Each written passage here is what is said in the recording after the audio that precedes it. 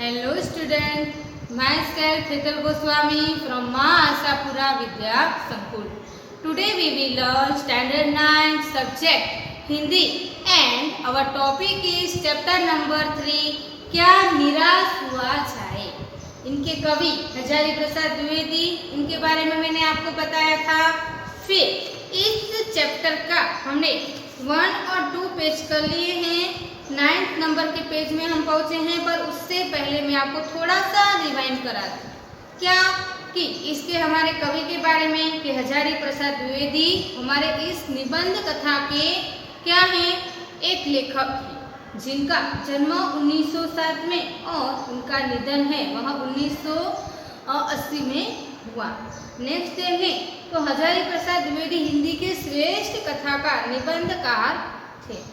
उन्होंने इस चैप्टर में निबंध के रूप में अपने अनुभव हैं वह उन्होंने लिखे हैं। आज की वातावरण कैसा है, चारों ओर चोरी और डकैती जैसी बातें हो रही हैं। इसके कारण भारत है वह परिश्रम करने वाले हैं, मेहनत करने वाले हैं, उनका कुछ भी कार्य है वो अच्छा होता नहीं है। इसी तरह पुराने और नए के टकराव होता है। कभी भी अगर जो पुरानी पीढ़ी और नई पीढ़ी के बीच में कुछ अंतर आ जाता है, क्यों कि उन दोनों की बातों में विषमता दिखाई दे जाती है। इनके कारण क्या होता है कि पुराने कायदे और पुराने कानून के उसके सामने अगर नए कायदे आएंगे तो उसमें फर्क दिखाई देगा। इसी तरह भारत का आदर्श किस तरह से है। भारत है वह भौतिक वस्तुओं के संग्रह को महत्व नहीं देता। क्यों? हमारे यहाँ अध्यात्म को सबसे ज्यादा महत्व दिया जाता है। मनुष्य में लोभ, मोह, काम, क्रोध आदि विकार स्वाभाविकता से आ जाते हैं। इसी तरह भारत में संयम रखने पर बहुत ही जोर दिया गया है। इसी तरह से महत्व की हम देखें तो लक्ष्य की उपेक्षा का परिणाम आज भारत में कृषि और उद्योग, वाणिज्य, शिक्षा आदि क्षेत्र में उनका विकास होता है। उसी दौरान जिन लोगों में उनके विकास की जिम्मेदारी दी गई है वही अपना लक्ष्य है वह भूल जा रहे हैं। इसी कारण हमारे जो कवि हैं वह बहुत दुखी होते हैं। वे देश रहित को भूल अपनी सुख सुविधाओं को महत्व देते हैं। इसके कारण भारत के पुराने और आदर्श को भुला दिए गए हैं। पुराने आदर्श को नष्ट होते हुए देखकर देश में आज भी धर्म और कानून को धर्म है वह कानून से ज्यादा माना जाता है। लोग सेवा, ईमानदारी, सच्चाई और आध्यात्मिकता का मूल्य आज भी महत्व देते हैं। इसी तरह टिकट बाबू है, उनकी बात भी मैंने आपको बताई थी कि एक बार हमारे जो कवि हैं वो क्या करते हैं कि ट्रेन की मुसाफरी कर रहे थे। उसी दौरान वह टिकट लेते थे 10 रुपीज़ का, पर क्या होता है वह टिकट बाबू को 100 रुपये की नोट देते हैं। इसके बाद जो टिकट बाबू हैं वह रिटर्न पैसा देना भूल जाते हैं, तो उनके 90 रुपये से वह उनके पास रहते हैं। एक बार क्या होता है कि जो टिकट बाबू को वह ट्रेन में ही मिल जाते हैं हमारे कवि और उन्हें वह 90 रुपये वापस देते हैं। तभी उनके मुख पर क्या दिखाई देती है, एक अलग प्रकार की एक चमक दिखाई देती है। इसी दौरान फिर बस कंडक्टर की सज्जनता। अब यहाँ पे हम देखें तो क्या होता है, मैंने आपको हम नेक्स्ट पैराग्राफ में 9 में देखा था, पहला ही पैराग्राफ कि जो हमारे कवि है वह अपनी फैमिली सहित जा रहे हैं। क्या होता है वहाँ पे कि फैमिली के साथ जा रहे थे, उसी दौरान वहाँ पे डकैती होती है और उन दौरान पहली ही बस को लूट लिया जाता है। अब लूट लिया जाने के कारण अपने परिवार सहित वह क्या हो जाते हैं, अकेले ही हो जाते हैं। बच्चे पानी पानी चिल्लाकर रहते हैं, पानी का कहाँ ठिकाना था। नेक्स्ट देखें, कुछ रिजवानों ने ड्राइवर को पकड़कर मारने पीटने का हिसाब बनाया। ड्राइवर के चेहरे पर हवाइयाँ उड़ने लगी। लोगों ने उसे पकड़ लिया। वह बड़े कातर ढंग से मेरी ओर देखने लगा और बोला, हम लोग बस का कोई उपाय नहीं कर रहे थे, बचाइए, ये लोग मारेंगे। डर तो मेरे मन में भी था, पर उसकी कातर मुद्रा देखकर मैंने यात्रियों को समझाया कि मारना ठीक नहीं है, परंतु यात्री इतने घबरा गए थे कि मेरी बात सुनने के तैयार ही नहीं हुए। कहने लगे, इनकी बातों में मत आइए, धोखा दे रहा है। कंडक्टर को भी पहले डाकुओं से यहाँ भेजा दिया गया। अब यहाँ पे क्या बात की गई है, बस के ड्राइवर को उन्होंने पकड़ के रखा था। इसी दौरान क्या होता है कि जो ड्राइवर है वह लेखक को बोलते हैं कि मैं ऐसा नहीं करने वाला हूँ, मैं तो यहाँ पे ही हूँ, पर लोग उनकी बात नहीं सुनते हैं। क्यों नहीं सुनते, ये वह कहते हैं कि ये झूठ बोल रहा है। नेक्स्ट देखें, मैं भी बहुत भयभीत था। इस ड्राइवर को किसी तरह मारपीट से बचाया। 1.5-2 घंटे बीत गए। मेरे बच्चे भोजन और पानी के लिए व्याकुल थे। मेरी और मेरी पत्नी की हालत बुरी थी। लोगों ने ड्राइवर को मारा तो नहीं, पर उसे बस के उतारकर एक जगह घेर कर रखा। कोई भी दुर्घटना होती है तो पहले ड्राइवर को समाप्त कर देना उन्हें उचित जान पड़ा। ये गिड़गिड़ाने का कोई विशेष असर नहीं पड़ा।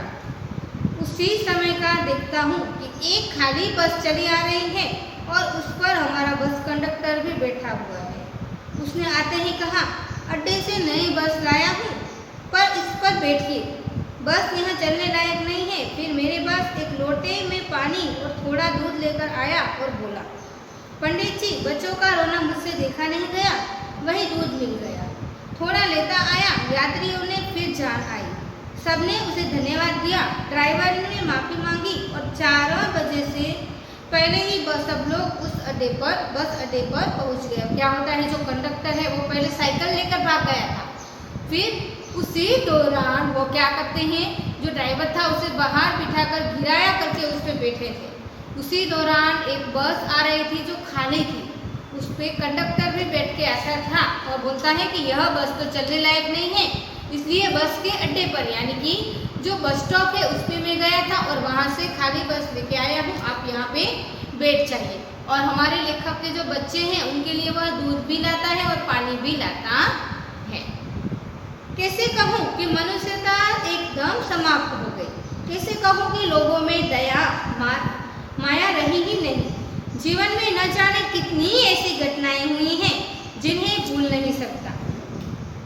ऐसी क्या बात है, वो बोलते हैं कि यह बस वाला एग्जाम्पल और टिकट वाला एग्जाम्पल देख के वो क्या करते हैं, दुनिया में ऐसे तो कुछ भी खत्म हुआ ही नहीं है। ठगा भी गया हूँ, धोखा भी खाया है, परंतु बहुत कम स्थलों पर विश्वासघात नाम की चीज मिलती है।